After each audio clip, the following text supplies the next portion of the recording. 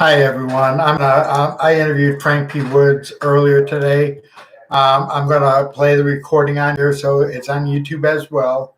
I'm gonna get out of the picture, so all you're gonna see is my background for a while. But I want you to hear this, okay, folks?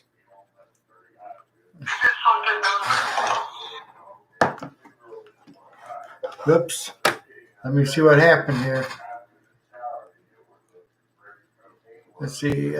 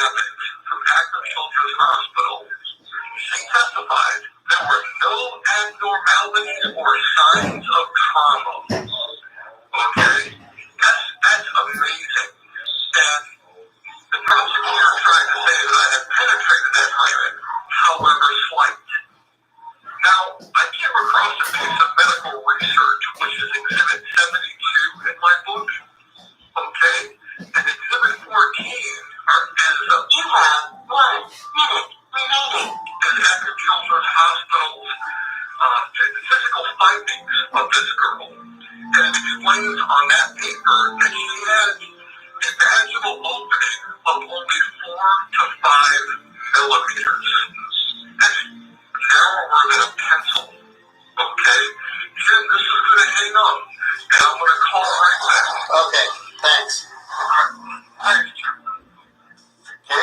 Folks, this is not for kids.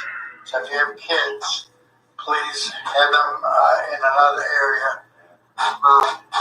We want to make sure everything is PG, and sometimes when we talk about people's cases, they have to go into the graphic details to prove their innocence. So if you have kids, grandkids, please go to a separate room. We appreciate it, Lori. Hey, Lori, we're looking for a secretary. You're interested? I told Candace to ask you already. But if anybody else is watching, you can say hi so I know if you're on here or not. Hello, this is a prepaid debit card. This call is from a collection facility and is subject to monitoring and recording. Thank you for using TTL. Okay, Frank. All right, thank you. We should get a full 15 out of this. We might be able to finish it between tonight and another night this week, this subject. Right. But this subject is very serious because I'm looking at page 455 of my book. And I'm going to read paragraph 1356. Trial court states that appellate court claimed there is a, quote, plethora of evidence that proves that I had, quote, repeatedly raped this girl, quote, approximately 50 times. Now remember, I only knew her 20 intermittent and partial days while I ran my company, and I was never alone with her in the house. Danielle was always home. Now, but the state, in their reply briefs, never proffered Exhibit 14 from my book that shows she was a temple virgin. They never show a transcript page, a line number from the transcripts, an exact location or date of the alleged crime outside of the, quote, intrusive memories of 2 days before. Remember, she was sexually assaulted in May, 2 days before her birthday. And they never proffered. This call is originating from an Ohio correctional facility and may be recorded and monitored. Exhibit 34 from my book. As the Attorney General's expert, Dr. Reed, evaluated my mind and beliefs. Exhibit 34 is powerful. I'm going to quote from memory here one thing. He said, for Frank Wood to touch a child sexually would violate everything he believes and espouses. Okay? When he got done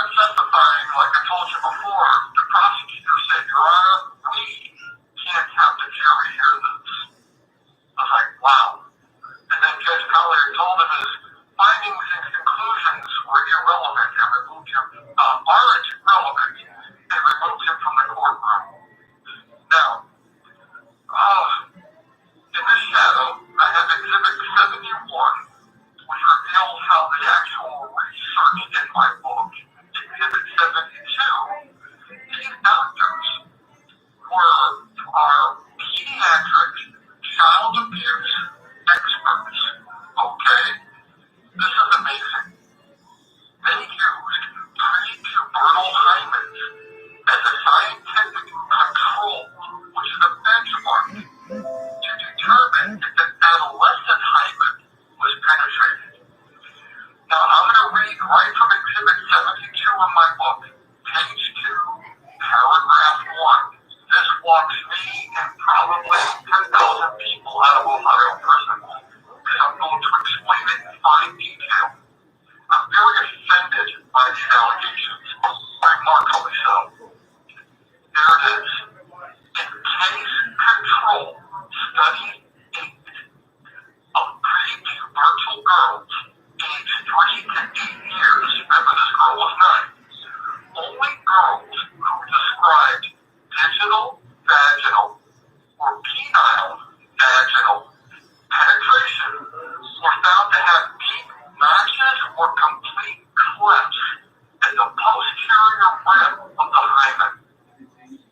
So, what they did was they used prepubertal girls as a control. In other words, if they were touched and penetrated, however slight, there'd be a mark.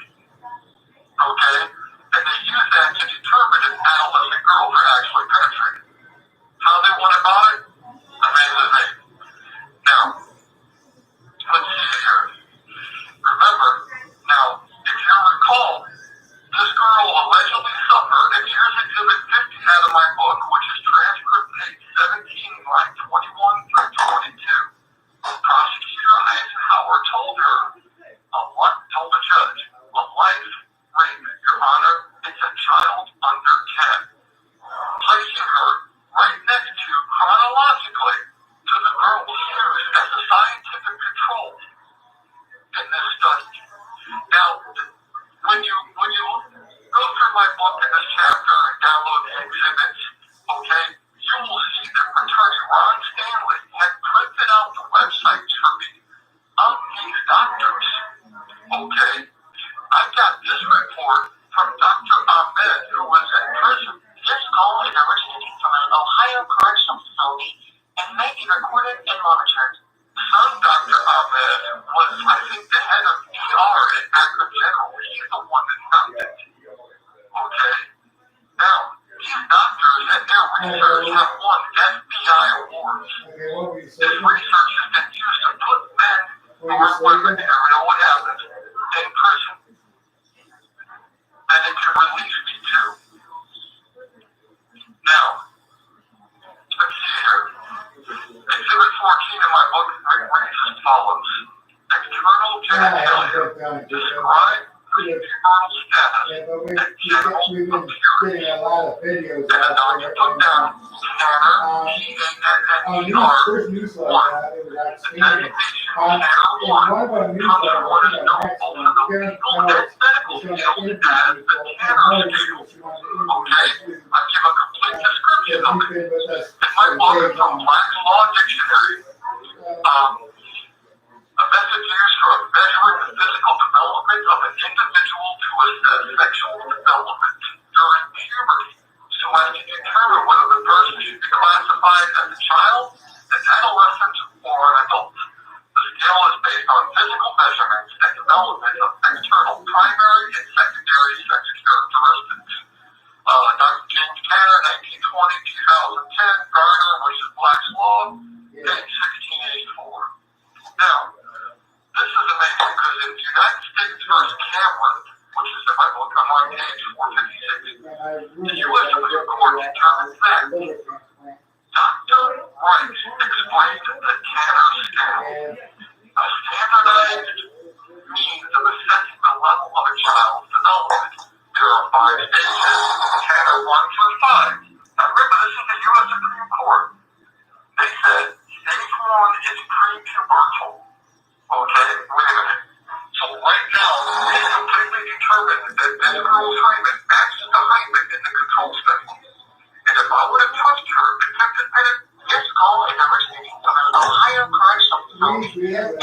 recorded and monitored. Okay, we're dealing with a 9-year-old, 13-year-old child. Medically illegal. She meets the criteria of the science and medical indicated at the time of the alleged rape. Alright? And that was alleged to have occurred 2 days before her 10th birthday party in Brooklyn, Ohio. And as the prosecutor said, remember, there's been no evidence to the contrary. Wow, I'm here. Okay, now, let me see now. This is very important. Her medical exam, according to the transcripts, this is in the same chapter, took place on January 26, 2005. Okay, that's transcript page 262, line 23. And you can download my transcripts, my materially altered, incomplete trial record. Go to my website, go to the affidavit of accusation, go to Exhibit A, and download it. There they are. I've hit them. Now, so keep in mind, from October, the dates of the indictment, October 1st and 3rd, to January 26th of 05, that's about 117 days. Okay, so keep that in mind. And remember, Danielle told this girl, a temple virgin, Frankie raped you. That's Danielle Sadowski. She is now known as Danielle Smith on Facebook, so you know you find the right wench. Hey, she's married to Harold Smith out of Medina. Oh, I'm sorry, Brad Smith. You can have her. Now, the purity of SL's pre-puberty indictment is critical because I was trying to found guilty of a vaginal rape that never happened in a place I have never been on dates that went uninvestigated and originally unindicted. Remember, they tried me on October 20th that was terminated. Remember that, Jim? And Nancy said hi. Nancy, hi, Dan. Trying to call you, wouldn't let me through. She's you an email. She's calling in a few minutes. Awesome. And, let's see here. And, oh my goodness, where is it? Okay, hold on a second here. Can I cover one classification? And his classification, we know the criteria of the controls utilized in the research. Listen, the judge told the jury rape is penetration of the penis into the vagina. Remember that? Okay, here's the deal. With a 45 millimeter opening, I would have had to apply what the prosecutor said, attempted penetration, however slight. That would have placed direct pressure on her purity, leaving Exhibit 72. Deep notches, grooves, or clefts in the posterior rim of the hymen, of which there were none. At the time of SL's exam, Exhibit 14 listed as its hymen described in detail. Okay. Nancy's joining us now. Okay. She had a crescentic, smooth, ample rim, no tears or disruptions. She was pure in every way. Every single way. Alright? Now, I went into great detail in my research because my medical definition of hymen, and this is right from Anderson's Medical Dictionary. I have a complete physical and originating from an Ohio correctional facility and may be recorded and monitored. Including a complete bibliography, you can research the books that I quote, it's all there. It says the hymen is the membranous fold which partially or wholly occludes the external orifice of the vagina. Now, as a membrane, the hymen is literally, here it is, a thin layer of tissue which covers the surface. Lines the cavity or divides a space or organ. Okay? Now, with that on the table, here's another one. The hymen is a quote from Anderson. Basement membrane comprised of basal lamina and reticular lamina, which is actually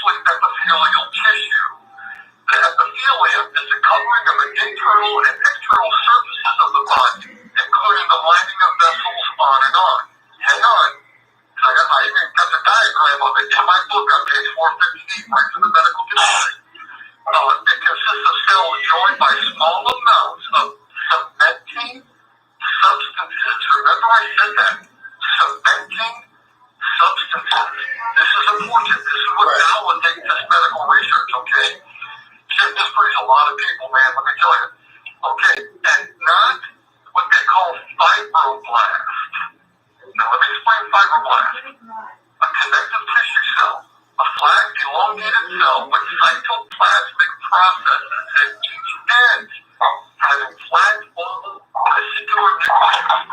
Let me go further. They differentiate into chondroblast, collagen blast, and osteoblast. Yeah, let me say one thing. After Frank's done, Nancy's gonna follow through with some of the questions that some of you may have. Okay, go ahead, Frank. Okay, I'll finish up this for a second. Which and supporting, and listen to this, binding tissues. Okay, so I'm gonna go a little further here. Now, a biological process is a series of operations leading to the achievement of a specific result. So the process we're looking at and actually discussing is the body's ability to heal using fibroblasts and collagen.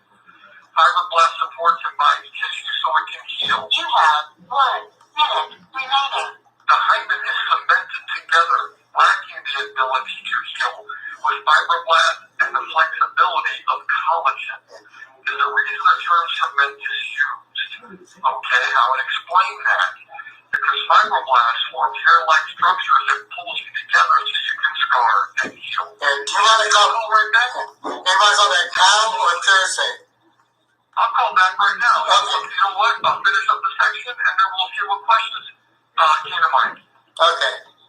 Thank you. All right, give me a minute. Okay. Good. Okay. Nancy, what do you think?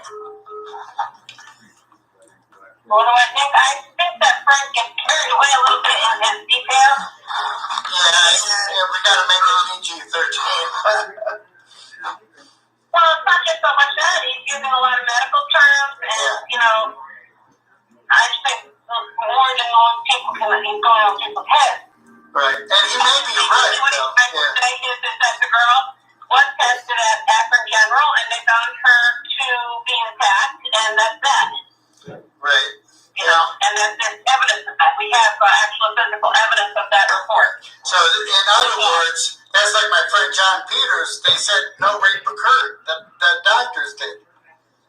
You know, Correct. Like, in his charges, he was arrested for, rape, which is penetration, and, obviously, penetrates somebody you have, unattached. right. We'll finish up afterwards, Nancy. Okay, Frank. I want to say that when picture concrete, it's cement. When it's broken, it is discarded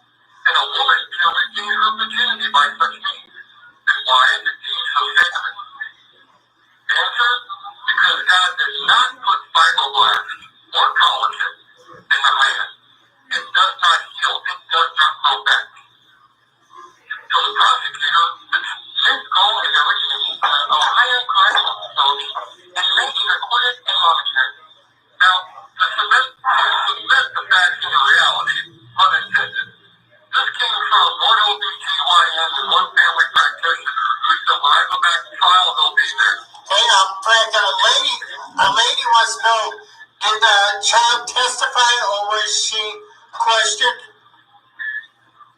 Did the girl testify? Yes. Yes, if you recall and you read it and you read what we're discussing, this girl, they got her to testify that I had committed some act against her on October 20th of 2004. Okay? Now, that charge against me was closed and terminated due to no evidence by 3 state investigative agencies. So just allowing that testimony in the courtroom was illegal. But when she testified she was actually sexually assaulted, she testified she was in Puttondale, Ohio with her dad, Scott Sadowski, that she had celebrated her 10th birthday that weekend, and she was, quote, not at Frank Wood's house. And that's why Prosecutor Eisenhower said, Your Honor, her testimony is bullshit. Wait a minute, she's a victim. And she's the only person to testify that she was with him in Putney days when she was sexually assaulted on those days. That's the part that I should have walked out of the courtroom. So when she did testify regarding October 20th, because they tried to get her to say I had done something, if you read my book, if you read the transcripts, she could not identify me as the perpetrator. And on that same day, October 20th of 2004, she moved back in with Scott Sadowski. So she was with him on every date in question regarding sexual abuse. And that's from their testimony. I wasn't allowed to testify. My expert wasn't allowed to testify. In fact, I had no witness to testify. They wouldn't let me. So when you read everything, or you hear me saying this witness said this, this witness said that, you go through the transcripts, you won't find anyone speaking on my behalf unless it was confused by them. So, yes, to answer your question, she did testify. This poor girl that Danielle told her Frank raped you. I mean, really, it's a tragic situation. Next question, Jim? Nancy answered that one too. That's the only question so far that we have. But we have quite a few people watching. I'm interested in all questions, and if people are listening, I want to ask you to share my links for my Facebook and website with as many people you know, from friends, family, lawyers, news agencies, law schools. I need help. I've been lawfully in prison for 15 years, and there are times this place will tear me apart inside. But somehow, God keeps stitching me back together. That's all I can tell you. What's the name of your pages? Free Frank P1 at Facebook. And when you're there, there's a link to my website, www.freefrankp1.com. And, I want to make special note of that girl testifying also. My lawyer, lead attorney at Harrison Green, asked her if she was afraid of me. And she said, no, I am not afraid of him. Of course she wasn't afraid of me. But every time that courtroom door opened, this is why I want to lobby for a law when I come home that all trials are audio, video recorded. That is called verbatim reported. There's actually a criminal file called verbatim court reporters. It should be mandatory law. I'm missing like 6 pre-trial hearings and 2.5 days of my transcripts are gone. My case file disappeared from the courthouse about 2.5 years ago. No, they did some dirty stuff, man. They did some dirty stuff. Let's go and the receipt for an Ohio correctional facility and make you acquitted and monitored. Let's see here. I'm glad I got to talk about this research because if the right lawyer gets it in his hands and to help somebody else with it as newly discovered evidence, okay, that would be wonderful. Because if just one person gets free with that medical research,